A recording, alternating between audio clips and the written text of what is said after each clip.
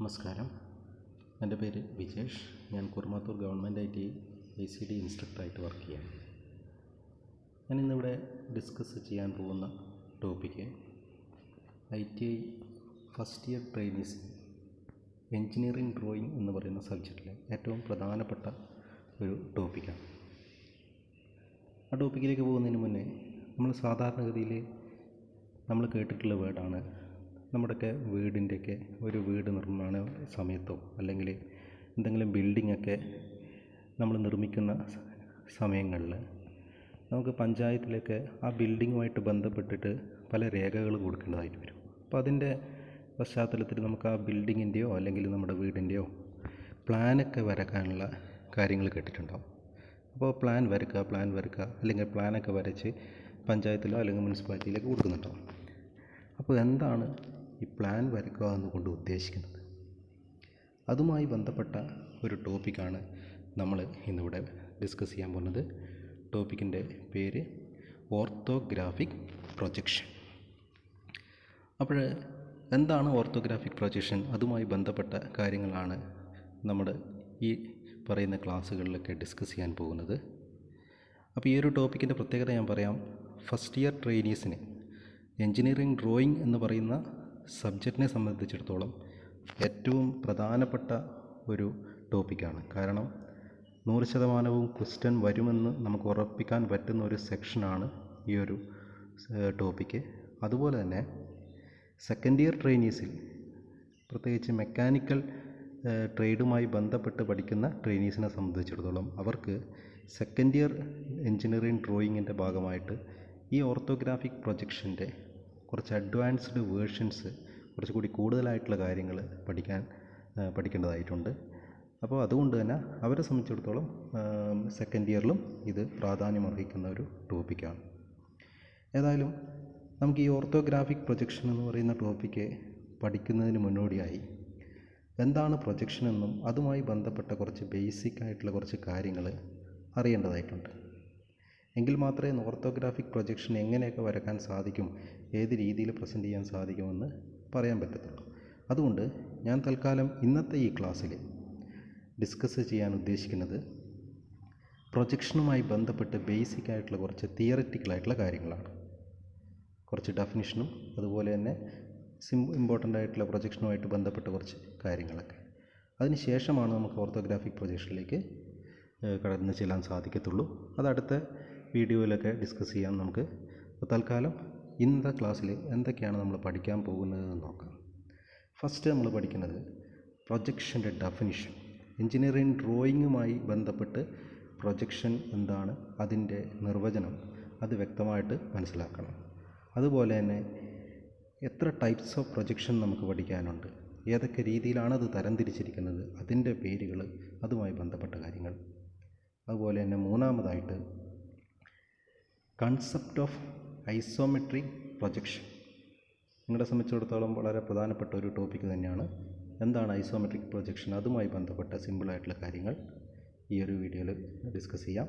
അതുപോലെ തന്നെ ഏറ്റവും അവസാനമായിട്ട് ഓർത്തോഗ്രാഫിക് പ്രൊജക്ഷൻ്റെ ഡെഫിനിഷൻ, എന്താണ് ഓർത്തോഗ്രാഫിക് പ്രൊജക്ഷൻ്റെ നിർവചനം. ഇത്രയും കാര്യങ്ങളാണ് നമ്മൾ ഇന്നത്തെ ടോപ്പിക്കിൽ ഡിസ്കസ് ചെയ്യാൻ പോകുന്നത്. ഇനി നമുക്കത് 1 by 1 ആയിട്ട് നോക്കാം. ഫസ്റ്റ് എന്താണ് പ്രൊജക്ഷൻ അല്ലെങ്കിൽ പ്രൊജക്ഷൻ്റെ ഡെഫിനിഷൻ എന്താണ്? പ്രൊജക്ഷൻ എന്ന് പറഞ്ഞാൽ അർത്ഥം നമ്മളൊരു 3 ഡയമെൻഷണൽ ഒബ്ജക്റ്റ്. എന്താണ് 3 ഡയമെൻഷണൽ ഒബ്ജക്റ്റ്? ഒരു നീളവും വീതിയും ഉയരവുമുള്ള ഒരു വസ്തുവിനെയാണ് നമ്മൾ 3 ഡയമെൻഷണൽ ഒബ്ജക്റ്റ് എന്നുകൊണ്ട് ഉദ്ദേശിക്കുന്നത്. അതൊരു പക്ഷേ ഏതെങ്കിലും രീതിയിലുള്ള ഷേപ്പുകളുള്ള ബ്ലോക്കുകളാവാം, L ഷേപ്പോ T ഷേപ്പോ അങ്ങനെ ഏത് ഷേപ്പുള്ള ബ്ലോക്കുകളാവാം, അല്ലെങ്കിൽ ഏതെങ്കിലും മിഷ്യൻ പാർട്സ് ആവാം. മെക്കാനിക്കൽ ട്രേഡിനെ സംബന്ധിച്ചിടത്തോളം സെക്കൻഡ് ഇയറിലൊക്കെ മിഷ്യൻ പാർട്സുകളാണ് വരിക. അതുപോലെ തന്നെ അല്ലെങ്കിൽ സിവിൽ ട്രേഡിനെയൊക്കെ സംബന്ധിച്ചിടത്തോളം അവർക്ക് എഞ്ചിനീയറിംഗ് ഡ്രോയിങ് ഇല്ലെങ്കിൽ അവർ ട്രേഡ് തിയറിയുടെ ഭാഗമായിട്ട് നമുക്ക് വേണമെങ്കിൽ പറയാം ബിൽഡിങ്ങുകളാണ് അവരെ സംബന്ധിച്ചിടത്തോളം 3 ഡയമെൻഷണൽ ഒബ്ജക്റ്റ്. അത്തരത്തിൽ ഒരു 3 ഡയമെൻഷണൽ ഒബ്ജക്റ്റിനെ, അതിൻ്റെ ഇമേജിനെ ഒരു 2 ഡയമെൻഷണൽ പ്ലെയിനിലേക്ക് റെപ്രസെൻ്റ് ചെയ്യുന്നു. 2 ഡയമെൻഷണൽ പ്ലെയിൻ എന്ന് പറഞ്ഞാൽ നമ്മുടെ വരയ്ക്കാൻ ഉപയോഗിക്കുന്ന പ്രതലം, അതായത് നോട്ട് ബുക്കോ അല്ലെങ്കിൽ നിങ്ങളുടെ ഷീറ്റോ അല്ലെങ്കിൽ നമ്മൾ ക്ലാസ് റൂമിൽ ഉപയോഗിക്കുന്ന ബോർഡ്, ഇതൊക്കെ 2 dimensional plane, x y axis മാത്രമേ ഉള്ളൂ. അപ്പോൾ 3D ഒബ്ജക്റ്റിനെ അതിൻ്റെ ഇമേജിനെ ഒരു 2D പ്ലെയിനിലേക്ക് മാറ്റപ്പെടുത്തുന്ന കാര്യത്തിനെയാണ് നമ്മൾ എന്ത് പറയുന്നത്, പ്രൊജക്ഷൻ എന്നുകൊണ്ട് ഉദ്ദേശിക്കുന്നത്. The representation of image of an object on a plane surface, അതാണ് പ്രൊജക്ഷൻ. നമുക്കതിൻ്റെ 1-2 എക്സാമ്പിൾ നമുക്ക് നോക്കാം. ഇവിടെ കാണുന്നുണ്ടാവും. ഫസ്റ്റ് ഫിഗർ എന്താണ്, നമ്മളൊരു എൽ ഷേപ്പ് ഫിഗറാണ്. അപ്പോൾ നമുക്ക് അതൊരു 2D പ്ലെയിനാണ്. നിങ്ങളിപ്പോൾ കാണുന്നത് സ്ക്രീൻ എന്ന് പറയുന്നത് നിങ്ങളൊരു 2D പ്ലെയിൻ. ആ 2D പ്ലെയിനിൽ ആ വസ്തുവിൻ്റെ ഷേപ്പ് വളരെ പെട്ടെന്ന് മനസ്സിലാവുന്ന രീതിയിൽ നമുക്കത് വരച്ചെടുക്കാൻ സാധിച്ചു. അപ്പോൾ ഇതൊരു എക്സാമ്പിളാണ്, പ്രൊജക്ഷൻ ഒരു എക്സാമ്പിളാണ്. അതുപോലെ തന്നെ അടുത്തത് ആ എൽ ഷേപ്പിനെ തന്നെ മറ്റൊരു രീതിയിൽ റെപ്രസെൻ്റ് ചെയ്തിരിക്കുകയാണ്. ആദ്യത്തെ റെപ്രസെൻറ്റേഷൻ പോലെയല്ല, രണ്ടാമത്തത് ചെറിയൊരു വ്യത്യാസമുണ്ടെങ്കിലും ഒരേ ഫിഗർ തന്നെയാണ്. അതും മറ്റൊരു രീതിയിലുള്ള ഫിഗർ, അതും പ്രൊജക്ഷൻ എക്സാമ്പിളായിട്ട് കണക്കാക്കും. അതുപോലെ തന്നെ തേർഡ് വൺ എന്താ, ഇതേ എൽ ഷേപ്പിനെ പല ഫേസുകളിൽ നിന്ന് നോക്കുമ്പോൾ നിങ്ങൾക്ക് ഏതൊക്കെ രീതിയിലാണോ കാണുന്നത്, ആ കാണുന്നതാണ് അവിടെ വരച്ചിരിക്കുന്നത്. 3 പിക്ചറുകൾ നിങ്ങൾക്കിവിടെ കാണാൻ സാധിക്കുക. ഇവിടെ 3 പിക്ചറുകൾ. ആ പിക്ചറുകൾ അതുമായിട്ട് ബന്ധപ്പെട്ടുള്ള കാര്യങ്ങൾ. അതുപോലെ തന്നെ 4ാമത്തെ പിക്ചറിൽ നോക്കുക. അവിടെ എന്താ കാണുന്നത്, 2 ബിൽഡിങ്ങുകളുണ്ട്. ആ ബിൽഡിങ്ങിനിടയിൽ ഒരു വലിയ റോഡാണ്. ആ റോഡ് നമുക്കൊരു പോയിന്റിൽ അവസാനിക്കുന്നതായിട്ട് തോന്നുകയാണ്. നമുക്ക് ഇത്തരത്തിലുള്ള പിക്ചറുകൾ കാണുമ്പോൾ വ്യക്തമായിട്ട് മനസ്സിലാവും അതൊരിക്കലും എന്തല്ല, ആ റോഡ് അവിടെ അവസാനിക്കുന്നില്ല, അത് അത്രത്തോളം ലോങ്ങിലേക്ക് നീണ്ടു പോവുകയാണ്. ഇപ്പോൾ റെയിൽവേ ട്രാക്ക് ഒക്കെ നിങ്ങൾ നോക്കിക്കഴിഞ്ഞാൽ ഇതുപോലെ ആയിരിക്കും. അപ്പോൾ ഇതും ഒരു പ്രൊജക്ഷൻ്റെ ഒരു തലത്തിൽ ഒരു ഗണത്തിൽ പെടുത്താൻ പറ്റുന്ന കാര്യമാണ്. അപ്പോൾ നിങ്ങൾക്ക് ഇവിടെ തന്നെ കാണാൻ പറ്റും. ഞാനിപ്പോൾ 4 പിക്ചർ ഇവിടെ കാണിച്ചപ്പോൾ തന്നെ ഇത് 4ഉം പ്രൊജക്ഷനാണെങ്കിൽ ഇത് 4 വ്യത്യസ്ത തലങ്ങളിലാണ് സൂചിപ്പിക്കുന്നത്. അതുകൊണ്ട് തന്നെ പ്രൊജക്ഷനെ തീർച്ചയായിട്ടും ക്ലാസിഫൈ ചെയ്തിട്ടുണ്ട്, അല്ലെങ്കിൽ ഡിവൈഡ് ചെയ്തിട്ടുണ്ട്. ഏതൊക്കെ രീതിയിലാണ് പ്രൊജക്ഷൻ്റെ ടൈപ്സ്, അതാണ് നമുക്ക് ഇനി അടുത്തത് നോക്കാനുള്ളത്. What are the different types of projection. ആദ്യം നമുക്കതിൻ്റെ പേരുകൾ 1 by 1 ആയിട്ട് പഠിക്കാം. പ്രൊജക്ഷനെ ബേസിക്കലി 2 രീതിയിലാണ് ഡിവൈഡ് ചെയ്തിരിക്കുന്നത്. ഒന്നാമത്തത് pictorial projection. Second one multi view projection. ഇതെന്താണെന്നുള്ളത് നമുക്ക് അടുത്ത സ്ലൈഡിൽ ഡീറ്റെയിൽഡ് പറയാം. ഇപ്പോൾ തൽക്കാലം അതിൻ്റെ പേര് മാത്രം ഒന്ന് ഓർത്ത് വെക്കാം. ഇനി പിക്ചോറിയൽ പ്രൊജക്ഷനെ വീണ്ടും 3 ആയിട്ട് ഡിവൈഡ് ചെയ്തിരിക്കുന്നു. ഏതൊക്കെയാണ്? First one isometric drawing, second one oblique projection, and third one perspective projection. അപ്പോൾ പിക്ചോറിയൽ പ്രൊജക്ഷനെ 3 ആയിട്ട് തരംതിരിച്ചിരിക്കുന്നു: isometric, oblique and perspective projection. Multi view projection എന്ന് പറഞ്ഞാൽ അതിനെ തരംതിരിച്ചിരിക്കുകയല്ല, ആ മൾട്ടി വ്യൂ പ്രൊജക്ഷനെ തന്നെ മറ്റൊരു രീതിയിലാണ് നമ്മൾ സാധാരണഗതിയിൽ അറിയപ്പെടുന്നത്. അതാണ് ഓർത്തോഗ്രാഫിക് പ്രൊജക്ഷൻ. തീർച്ചയായിട്ടും നമ്മുടെ ടോപ്പിക്കും എന്താണ്? ഓർത്തോഗ്രാഫിക് പ്രൊജക്ഷനാണ്.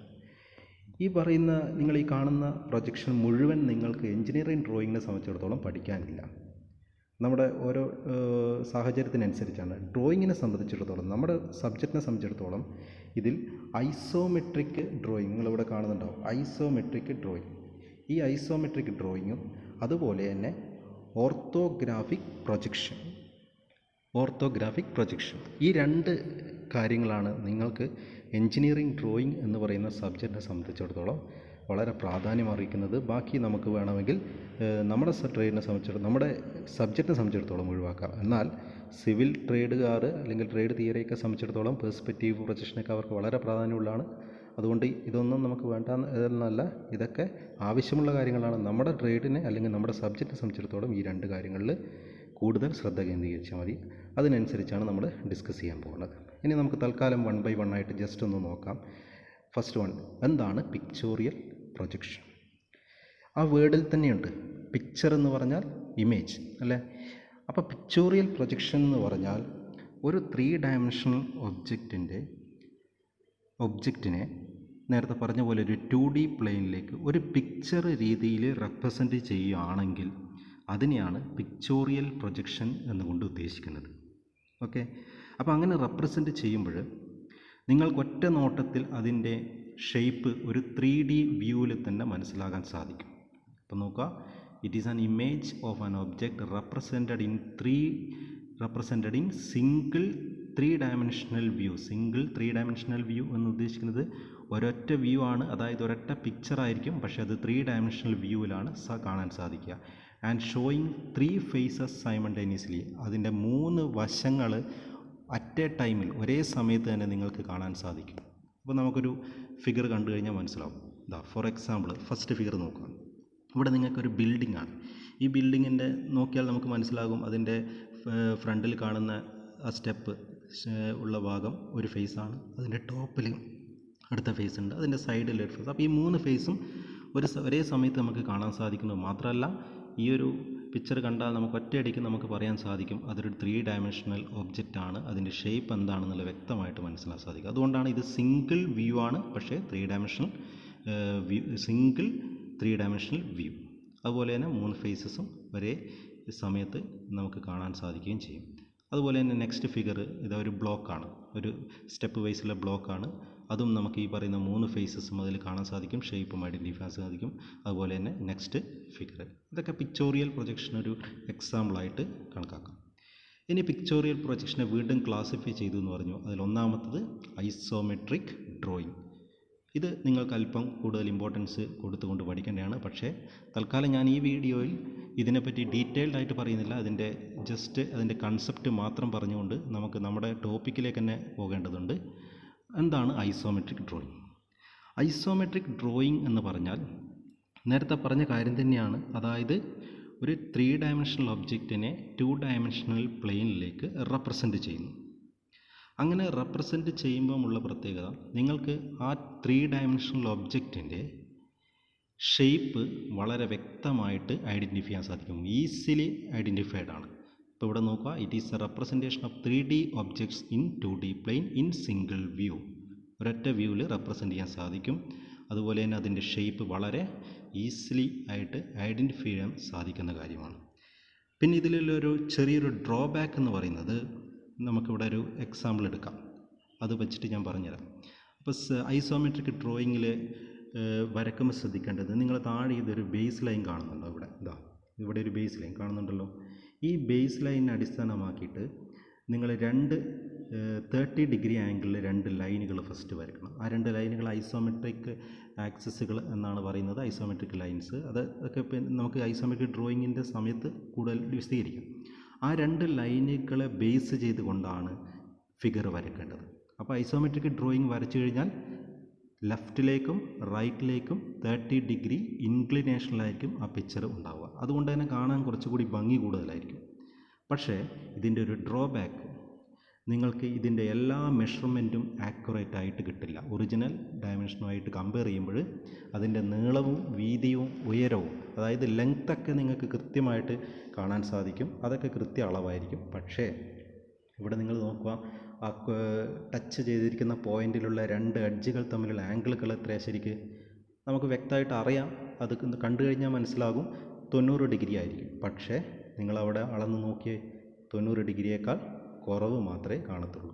അതുപോലെ മറ്റ് ആംഗിളുകളെല്ലാം 90 ഡിഗ്രിയിൽ നിന്ന് വ്യത്യാസമായിരിക്കും. അപ്പോൾ അവിടെ ആംഗിളുകൾ ഒരിക്കലും ആക്യുറേറ്റ് ആയിരിക്കില്ല. ഓക്കെ, അപ്പോൾ അതാണ് ഐസോമെട്രിക് ഡ്രോയിങ്ങിൻ്റെ ഒരു ഡീറ്റെയിൽഡ്. ഇനി നമുക്ക് ഐസോമെട്രിക് ഡ്രോയിങ് തന്നെ അടുത്തൊരു പിക്ചർ കൂടി നോക്കാം. ഇവിടെ കാണുന്നത് അടുത്ത പിക്ചറാണ്. അതിലെന്താണ്, ഒരു ചെരിഞ്ഞ ഫേസ് കൂടി അതിലുണ്ട്. അപ്പോൾ അവിടെ ആ ചെരിഞ്ഞ പ്രതലത്തിൻ്റെയൊക്കെ മെഷർമെൻറ്റ് ഒരു പക്ഷേ നമ്മുടെ ഒറിജിനൽ ഡയമെൻഷനുമായിട്ട് കമ്പയർ ചെയ്യുമ്പോൾ നമുക്ക് കറക്റ്റായി വരണമെന്നില്ല. പക്ഷേ നമുക്ക് വളരെ ഈസി ആയിട്ട് എന്ത് ചെയ്യാൻ സാധിക്കും, അതിൻ്റെ ഷേപ്പ് ഐഡൻറ്റിഫൈ ചെയ്യാൻ സാധിക്കും. അതുപോലെ മൂന്നാമത്തെ പിക്ചർ, അടുത്ത പിക്ചർ, നെക്സ്റ്റ് പിക്ചർ, അതിൽ ഡയമെൻഷനൊക്കെ കാണിച്ചിട്ട് നമുക്ക് അതൊക്കെ പിന്നീട് വരാം. അപ്പോൾ തൽക്കാലം നിങ്ങൾ നമ്മുടെ ഈ ഒരു ടോപ്പിക്കുമായിട്ട് ബന്ധപ്പെട്ട ഐസോമെട്രിക് ഡ്രോയിങ്, അതിൻ്റെ പിക്ചറിൻ്റെ ഷേപ്പ് എങ്ങനെയാണെന്നുള്ളത് വ്യക്തമായിട്ട് മനസ്സിലാക്കണം. ഓക്കെ, ഇനി നെക്സ്റ്റ് ഡ്രോയിങ്ങിലേക്ക് പോവാം. Oblique projection and perspective projection. നിങ്ങളെ സംബന്ധിച്ചിടത്തോളം ഈ ഒരു 2 ടോപ്പിക്ക് ഇമ്പോർട്ടൻ്റ് അല്ല എന്ന് ഞാൻ പറഞ്ഞു, എങ്കിലും അതിൻ്റെ ഒരു പിക്ചർ വെച്ച് ഞാൻ ജസ്റ്റ് ഒന്ന് പറയുകയാണ്. Oblique projection. First oblique projection. നിങ്ങൾ ഈ ഫിഗറിൽ ആ ലാസ്റ്റ് വളരെ ചെറുതായിട്ട് കാണിച്ചിരിക്കുന്ന ഫിഗർ നോക്കുക. അത് യഥാർത്ഥത്തിൽ ഒരു എൽ ഷേപ്പാണ്. ആ എൽ ഷേപ്പ് ഐസോമെട്രിക് വ്യൂവിലാണ് വരച്ചിരിക്കുന്നത്, നമ്മൾ നേരത്തെ കണ്ട വ്യൂ. അതിനെ ഒബ്ലീക്ക് പ്രൊജക്ഷൻ എന്ന് പറയുന്ന വ്യൂവിലേക്ക് നിങ്ങൾ വരയ്ക്കുകയാണെങ്കിൽ സംഭവിക്കുന്നത്, അതിൻ്റെ ഒരു ഫേസ് താഴെ വരച്ചിരിക്കുന്ന ബേസ് ലൈനിന് ടച്ച് ചെയ്തുകൊണ്ട് വരയ്ക്കും. കാണുന്നുണ്ടല്ലോ, മൂന്നും ഒബ്ലീക്കാണ്. അടുത്ത ഫേസ് ഒന്നുകിൽ 30 ഡിഗ്രി അല്ലെങ്കിൽ 60 ഡിഗ്രി അല്ലെങ്കിൽ 45 ഡിഗ്രി ആംഗിളിൽ ഇൻക്ലിനേഷൻ ചെയ്തിട്ട് വരയ്ക്കുന്നു. ക്ലിയറായോ? അപ്പോൾ ഒബ്ലീക്ക് പ്രൊജക്ഷൻ എന്ന് പറഞ്ഞാൽ അതിൻ്റെ ഒരു ഫേസ് വ്യക്തമായിട്ടും മനസ്സിലാവുന്ന രീതിയിലും അടുത്ത 2 ഫേസുകൾ ഒരു പ്രത്യേക ഇൻക്ലിനേഷനിലും വരയ്ക്കും. ഐസോമെട്രിക് ഡ്രോയിങ്ങിൽ അങ്ങനെയായിരുന്നില്ല. ഐസോമെട്രിക് ഡ്രോയിങ് താഴെ കാണാം, 4ാമത്തെ പിക്ചറിൽ അതിലുണ്ട്. അവിടെ അതിലെന്താണ്, 2 ഭാഗത്തേക്കും 30 ഡിഗ്രിയാണ്. ഇവിടെ ഒരു ഭാഗത്തേക്ക് മാത്രമേ ഇൻക്ലിനേഷൻ ഉള്ളൂ. അതാണ് ഒബ്ലീക്ക് പ്രൊജക്ഷൻ്റെ ചെറിയൊരു പ്രത്യേകത. വളരെ സ്ലൈറ്റ് ഡിഫറൻസ് മാത്രമേ ഉള്ളൂ. പ്രത്യക്ഷത്തിൽ രണ്ടും നമുക്ക് ഒറ്റയടിക്ക് ഈസിലി ഐഡൻറ്റിഫൈഡ് ആണ്. പക്ഷേ രണ്ടും ചെറിയ വ്യത്യാസങ്ങൾ മാത്രം. ഓക്കെ. അതുപോലെ അടുത്തത് പേഴ്സ്പെക്റ്റീവ് പ്രൊജക്ഷൻ. ഇതാണ് പേഴ്സ്പെക്റ്റീവ് പ്രൊജക്ഷൻ്റെ ഫിഗർ. ഈ ഫിഗറിൽ നിങ്ങൾക്ക് നമ്മൾ ആദ്യ ഘട്ടത്തിൽ പറഞ്ഞ ഫിഗറിന് താരതമ്യം ചെയ്യുമ്പോൾ ഒരു ബിൽഡിങ്ങിനിടയിൽ ഒരു റോഡിൻ്റെ ഫിഗർ പറഞ്ഞല്ലോ, അതും അതുപോലെ തന്നെ ഇവിടെ ഒരു റെയിൽവേ ട്രാക്കാണ് കാണിച്ചിരിക്കുന്നത്. അതൊക്കെ ഒരു പോയിന്റിൽ, അതായത് വളരെ ലോങ്ങിലേക്ക് പോകുന്ന ഒരു പിക്ചറാണ്. അതൊരു പോയിന്റിൽ അവസാനിക്കുന്നതായിട്ടാണ് നമുക്ക് തോന്നുന്നത് പിക്ചർ വരയ്ക്കുന്ന സമയത്ത്. അല്ലാതെ ഒരിക്കലും പോയിന്റിൽ അവസാനിക്കുന്നില്ല എന്ന് നമുക്കറിയാം. കാരണം നമ്മളങ്ങോട്ട് നടന്ന് നീങ്ങും തോറും അല്ലെങ്കിൽ ട്രാവൽ ചെയ്യും തോറും അതിൻ്റെ ഗ്യാപ്പ് ഒരിക്കലും കുറഞ്ഞു വരുന്നില്ല, ഈക്വൽ ഡിസ്റ്റൻസ് ആയിരിക്കും. പക്ഷേ ഡ്രോയിങ്ങിൽ ആ ടൈപ്പ് ഫിഗർ വരയ്ക്കുമ്പോൾ ഈ രീതിയിലാണ് കിട്ടുക. ഇത്തരത്തിലുള്ള പിക്ചറിനെയാണ് അല്ലെങ്കിൽ ഇത്തരത്തിലുള്ള പ്രൊജക്ഷനെയാണ് നമ്മൾ എന്ത് പറയുന്നത്, പേഴ്സ്പെക്റ്റീവ് പ്രൊജക്ഷൻ. ഇത് രണ്ടും തൽക്കാലം നിങ്ങൾക്ക് കൂടുതൽ ഡീറ്റെയിൽ ഒന്നും വേണ്ട, ഞാൻ ജസ്റ്റ് ഒന്ന് പറഞ്ഞു എന്ന് മാത്രമേ ഉള്ളൂ. ഓക്കെ. ഇനി നെക്സ്റ്റ് അടുത്ത കാറ്റഗറി മൾട്ടി വ്യൂ പ്രൊജക്ഷൻ. നമ്മുടെ പിക്ചോറിയൽ പ്രൊജക്ഷനാണ് ഇപ്പോൾ ഡിസ്കസ് ചെയ്തത്. അടുത്ത second category multi view projection. അതിന് തന്നെ മറ്റൊരു രീതിയിലാണ് പേരെന്ന് നമ്മൾ പറഞ്ഞു. അതാണ് എന്ത്, നമ്മുടെ ഓർത്തോഗ്രാഫിക് പ്രൊജക്ഷൻ. ഇതാണ് നമ്മുടെ ഡിസ്കസ് ചെയ്യാൻ പോകുന്ന ടോപ്പിക്കിൻ്റെ ഡീറ്റെയിൽസ്. ഓക്കെ. എന്താണ് ഓർത്തോഗ്രാഫിക് പ്രൊജക്ഷൻ? ഓർത്തോഗ്രാഫിക് പ്രൊജക്ഷൻ പറയുന്നതിന് മുന്നേ നമ്മൾ ഐസോമെട്രിക് വ്യൂ നിങ്ങളൊന്ന് മനസ്സിൽ വരണം. ഒരു എൽ ഷേപ്പോ അല്ലെങ്കിൽ തൊട്ട് മുകളിലൊക്കെ കാണിച്ചിരിക്കുന്ന നമ്മൾ കണ്ടിരിക്കുന്ന പിക്ചറുകളുടെ ഐസോമെട്രിക് വ്യൂവിലൊരു പ്രത്യേകതയുണ്ട്. എന്താണ്, 3 ഫേസസും അറ്റ് എ ടൈമിൽ തന്നെ നിങ്ങൾക്ക് കാണാൻ സാധിക്കും, ഒരേ സമയത്ത് കാണാൻ സാധിക്കും. എന്നാൽ ഓർത്തോഗ്രാഫിക് പ്രൊജക്ഷനിൽ ചെയ്യുന്ന കാര്യം എന്ന് പറഞ്ഞാൽ, ഈ ഐസോമെട്രിക് വ്യൂവിലുള്ള ഒരു ഒബ്ജക്റ്റിനെ ഓർത്തോഗ്രാഫിക് പ്രൊജക്ഷനിലേക്ക് മാറ്റുമ്പോൾ അതിനെ ആ ഒബ്ജക്റ്റിൻ്റെ പല വശങ്ങളിൽ പോയി നമ്മൾ നോക്കുന്നു, പല ഫേസസിൽ പോയി നമ്മൾ വ്യൂ ചെയ്യുന്നു. അങ്ങനെ വ്യൂ ചെയ്യുമ്പോൾ നിങ്ങൾക്ക് എങ്ങനെയാണോ ആ വ്യൂ നിങ്ങൾക്ക് ലഭിക്കുന്നത്, ആ വ്യൂ നിങ്ങളൊരു പ്ലെയിനിൽ വരച്ചെടുക്കുന്നു. അതെങ്ങനെ വരച്ചെടുക്കുന്നു എന്നുള്ള കാര്യങ്ങളൊക്കെ നമുക്ക് ഡീറ്റെയിൽഡായിട്ട് പിന്നീട് പഠിക്കാം. അപ്പോൾ തൽക്കാലം ഒരു വശത്തു നിന്നുള്ള വ്യൂ ഒരു പ്ലെയിനിൽ വരയ്ക്കുന്നു, അടുത്ത വശത്തു നിന്നുള്ള വ്യൂ മറ്റൊരു പ്ലെയിനിൽ വരയ്ക്കുന്നു, അതുപോലെ 3ാമത്തെ വശത്തുള്ള വ്യൂ എന്ത് ചെയ്യുന്നു, അത് മറ്റൊരു പ്ലെയിനിൽ വരയ്ക്കുന്നു. ഇത്തരത്തിൽ 3 ഡിഫറെൻറ്റ് പ്ലെയിനുകളിൽ മ്യൂച്വലി പെർപെൻഡിക്കുലർ ആയിട്ടുള്ള പ്ലെയിനുകളിലാണ് വരയ്ക്കുന്നത്. ഓക്കെ. അപ്പോൾ 2 dimensional representation of 3D object തന്നെയാണ് അത് കാണിച്ചിരിക്കുന്നത്. Show different faces of the object in 3 mutually perpendicular plane. പിന്നീട് ഈ മ്യൂച്വലി പെർപെൻഡിക്കുലർ പ്ലെയിനുകളെല്ലാം ഒരു സിംഗിൾ പ്ലെയിനിലേക്ക് മാറ്റുന്നു. അതൊക്കെ പിന്നീട് നമുക്ക് നോക്കാം. തൽക്കാലം അതിൻ്റെ ഡെഫിനിഷൻ മാത്രം. ഇവിടെ ഒരു പ്രത്യേകതയുള്ളത് ഇതാണ്, ഇവിടെ നിങ്ങൾക്ക് ഓരോ ഫേസസിലും പോയി നോക്കുകയാണ്. അപ്പോൾ നിങ്ങൾക്ക് ഒരു ഫേസിൽ പോയി നോക്കിക്കഴിഞ്ഞാൽ അതിൻ്റെ ആ ഫേസിലുള്ള ഫിഗർ വരച്ചു കഴിഞ്ഞാൽ അതിൻ്റെ ഡയമെൻഷൻസ് എല്ലാം വളരെ ആക്യുറേറ്റ് ആയിരിക്കും. ഫോർ എക്സാമ്പിൾ, നമ്മൾ അടുത്ത ഒരു ഡയഗ്രത്തിലൂടെ അത് മനസ്സിലാക്കാൻ സാധിക്കും. എൽ ഷേപ്പ് നിങ്ങളൊരു ഭാഗത്ത് നോക്കുകയാണെങ്കിൽ നമുക്ക് നേരത്തെ കണ്ടു 90 ഡിഗ്രി ആംഗിളുകൾ ഉണ്ടെങ്കിലും അത് വരയ്ക്കുമ്പോൾ എന്ത് കിട്ടുന്നില്ല, 90 കിട്ടുന്നില്ല. ഇവിടെ 90 ഡിഗ്രി ആംഗിളും വളരെ വ്യക്തമായിട്ട് കാണാൻ സാധിക്കും, അതുപോലെ ലെങ്ത്തും ബ്രെഡ്ത്തും ഹൈറ്റും എല്ലാം വ്യക്തമായിട്ട് കാണാൻ സാധിക്കും. നമുക്ക് അടുത്ത സ്ലൈഡിൽ അതൊരു പിക്ചർ കാണുമ്പോൾ മനസ്സിലാവും. അതാണ് ഓൾ ഡയമെൻഷൻസ് ആർ ആക്യുറേറ്റ് എന്ന് പറഞ്ഞാൽ അർത്ഥമാക്കുന്നത്. അതുപോലെ തന്നെ ഒരു ഡ്രോബാക്ക് ഇതാണ്, നിങ്ങൾക്ക് വളരെ ഈസി ആയിട്ട് അതിൻ്റെ ഷേപ്പ് ഐഡൻറ്റിഫൈ ചെയ്യാൻ സാധിക്കണം എന്നില്ല. വളരെ സിമ്പിൾ പിക്ചറാണെങ്കിൽ സാധിച്ചെന്ന് വരാം, പക്ഷേ അല്പം കോംപ്ലിക്കേറ്റഡ് പിക്ചറാണെങ്കിൽ ഓർത്തോഗ്രാഫിക് പ്രൊജക്ഷൻ കണ്ടു കഴിഞ്ഞാൽ അതിൻ്റെ ഷേപ്പ് എന്താണെന്ന് ചോദിച്ചാൽ നമുക്കത് കുറച്ച് ഇമാജിൻ ചെയ്ത് കുറച്ച് വിഷ്വലൈസ് ചെയ്തതിന് ശേഷം മാത്രമേ അത് സാധിക്കത്തുള്ളൂ. അതാണ് ഇതിൻ്റെ ഒരു ഡ്രോബാക്ക്. നമുക്കൊരു പിക്ചറിലേക്ക് പോവാം. ഇവിടെ നോക്കാം. ഫസ്റ്റ് ഞാൻ ഈ ആരോ മാർക്കിട്ട് കാണിച്ചിരിക്കുന്നത് ഐസോമെട്രിക് വ്യൂ ആണ്. അതിൽ നമുക്ക് വ്യക്തമായിട്ട് ഷേപ്പ് മനസ്സിലായി. ആ ഐസോമെട്രിക് വ്യൂവിനെ ഓർത്തോഗ്രാഫിക് പ്രൊജക്ഷനിൽ കാണിച്ചിരിക്കുന്നത്, അവിടെ ഗ്രീൻ ലൈനിൽ കാണിച്ചിരിക്കുന്നു. ഫ്രണ്ട് വ്യൂ എന്നൊക്കെ എഴുതിയിട്ടുണ്ട്, അതൊക്കെ പിന്നീട് നോക്കാം. ഗ്രീൻ ലൈനിൽ കാണിച്ചിരിക്കുന്ന വ്യൂ ആണ് അവിടെ മുകളിൽ കാണിച്ചിരിക്കുന്ന ഗ്രീൻ ഷേപ്പിൽ കാണിച്ചിരിക്കുന്ന എൽ എന്ന് കാണും. കാണുന്നുണ്ടല്ലോ, അതൊരു പ്രത്യേക രീതിയിൽ അവിടെ ക്രമീകരിച്ചു. പിന്നെ സൈഡിൽ നിന്ന് കാണുന്നത് ബ്ലൂ ലൈനിൽ അവിടെ കാണിച്ചിട്ടുണ്ട്. പിന്നെ ടോപ്പിൽ നിന്ന് കാണുന്നത് താഴെ കാണിച്ചിട്ടുണ്ട്. അപ്പോൾ അത് എന്തുകൊണ്ടാണ് അങ്ങനെയൊക്കെ ക്രമീകരിക്കുന്നത്, എന്തുകൊണ്ടാണ് അവിടെ പൊസിഷൻ ചെയ്യുന്നത്, അത് ഫ്രണ്ട് വ്യൂ എന്നും സൈഡ് വ്യൂ എന്നൊക്കെ കാണുന്നത് എന്തുകൊണ്ടാണ് അവിടെ വന്നത്, അതായത് അതൊക്കെ ഒരു പ്രത്യേക രീതിയിൽ ക്രമീകരിക്കുന്നുണ്ട്. അതൊക്കെ നമുക്ക് ഡീറ്റെയിൽഡായിട്ട് അടുത്ത ഓർത്തോഗ്രാഫിക് പ്രൊജക്ഷൻ ഡീറ്റെയിൽഡായിട്ട് എക്സ്പ്ലെയിൻ ചെയ്യുമ്പോൾ നമുക്ക് വ്യക്തമായിട്ട് മനസ്സിലാകുന്ന കാര്യങ്ങളാണ്. ഇപ്പോൾ തൽക്കാലം ഡിഫറെൻറ്റ് ഫേസസിലുള്ള വ്യൂവിനെ ഒരു പ്രത്യേക രീതിയിൽ ക്രമീകരിച്ചുകൊണ്ട് ഒരു പ്ലെയിനിലേക്ക് മാറ്റുന്നത്. ആക്ച്വലി ഇത് മൂന്ന് പ്ലെയിനിൽ കിടക്കുന്ന കാര്യങ്ങളാണ്, പക്ഷേ അത് നിങ്ങൾ ഇപ്പോൾ കാണുന്നുണ്ടല്ലോ ഒരു പ്ലെയിനിലേക്ക് മാറ്റിയിരിക്കുകയാണ്. അത്തരത്തിൽ ചെയ്യുന്നതിനെയാണ് നമ്മൾ ഓർത്തോഗ്രാഫിക് പ്രൊജക്ഷൻ എന്ന് പറയുന്നത്. ഒരു ഫിഗർ കൂടി നമുക്ക് നോക്കാൻ വേണമെങ്കിൽ ഇതാ ഇവിടെ കാണുന്നുണ്ട്. ഇതിൻ്റെ റൈറ്റ് സൈഡിലുള്ള ഫിഗർ അത് ഐസോമെട്രിക് പ്രൊജക്ഷൻ്റെ ഫിഗറാണ്. Three dimensional isometric projection. അതിനെ 2Dയിലേക്ക് മാറ്റുമ്പോൾ എന്ത് സംഭവിച്ചു, അതിനെ മുകളിൽ നിന്നുള്ള വ്യൂ ആണ് ഇവിടെ മുകളിൽ കാണിച്ചിരിക്കുന്നത്. അതുപോലെ തന്നെ താഴെ ഫ്രണ്ട് വ്യൂവും സൈഡ് വ്യൂവും, അതായത് ഒരു ലെങ്ത് ബേസിലുള്ള വ്യൂ ആണ് ഫ്രണ്ട് വ്യൂ ഉദ്ദേശിച്ചത്. നീളം കൂടിയ വ്യൂ എന്ന് പറയുന്നത് അതായത് ഇതാ ഇവിടുന്ന്. ഓക്കെ, അതുപോലെ തന്നെ സൈഡ് വ്യൂ എന്ന് പറയുന്നത് ഈ ഭാഗത്ത്. ഓക്കെ, അപ്പോൾ അതിൻ്റെ വ്യൂ ആണ് അവിടെ കാണിച്ചിരിക്കുന്നത്. അതും ഓർത്തോഗ്രാഫിക് പ്രൊജക്ഷന് ഒരു എക്സാമ്പിൾ. അപ്പോൾ ഇത്രയും കാര്യങ്ങളാണ് നമുക്ക് ഇന്നത്തെ ക്ലാസ്സിൽ ഒന്ന് ഡിസ്കസ് ചെയ്യേണ്ടത്. അപ്പോൾ നമുക്ക് ഇന്നത്തെ ക്ലാസ്സിൽ എന്തൊക്കെയാണ് ഡിസ്കസ് ചെയ്തത് എന്നൊന്ന് നോക്കാം. ഫസ്റ്റ് നമ്മൾ ഡിസ്കസ് ചെയ്തത് പ്രൊജക്ഷൻ്റെ ഡെഫിനിഷനാണ് ഡിസ്കസ് ചെയ്തത്. എന്താണ് പ്രൊജക്ഷൻ എന്ന് പറഞ്ഞു. 3 ഡയമെൻഷണൽ ഒബ്ജക്റ്റിനെ 2 ഡയമെൻഷണൽ പ്ലെയിനിലേക്ക് മാറ്റുന്ന പ്രോസസ്സിനെയാണ് നമ്മൾ എന്ത് പറഞ്ഞത്, പ്രൊജക്ഷൻ എന്നൊക്കെ ഉദ്ദേശിച്ചത്. അതിനുശേഷം ഡിഫറെൻറ്റ് ടൈപ്സ് ഓഫ് പ്രൊജക്ഷൻ പറഞ്ഞു. അതിലേറ്റവും പ്രധാനപ്പെട്ട 2 പ്രൊജക്ഷനാണ് നിങ്ങൾക്ക് പഠിക്കാനുള്ളതെന്നും പറഞ്ഞു. അതിലേതൊക്കെയാണ്, ഫസ്റ്റ് വൺ ഐസോമെട്രിക് പ്രൊജക്ഷൻ എന്താണ്, അല്ലെങ്കിൽ ഐസോമെട്രിക് ഡ്രോയിങ് എന്താണ് നമ്മൾ പറഞ്ഞു കഴിഞ്ഞു. അതിൻ്റെ ഫിഗറുകൾ, പ്രത്യേകിച്ച് അതിൻ്റെ ഫിഗറുകൾ എങ്ങനെയാണ് വരിക എന്നുള്ളത് മാത്രം തൽക്കാലം മനസ്സിലാക്കുക. അതിൻ്റെ ഐസോമെട്രിക് ഡ്രോയിങ് എങ്ങനെയാണ് വരക്കേണ്ടതെന്നൊക്കെ കാര്യങ്ങൾ നമ്മൾ ഡീറ്റെയിൽഡായിട്ട് പഠിക്കാനുണ്ട്. തൽക്കാലം അത് ഇപ്പോഴും നോക്കണ്ട. നമുക്ക് ഓർത്തോഗ്രാഫിക് പ്രൊജക്ഷനെ സംബന്ധിച്ചിടത്തോളം ഐസോമെട്രിക്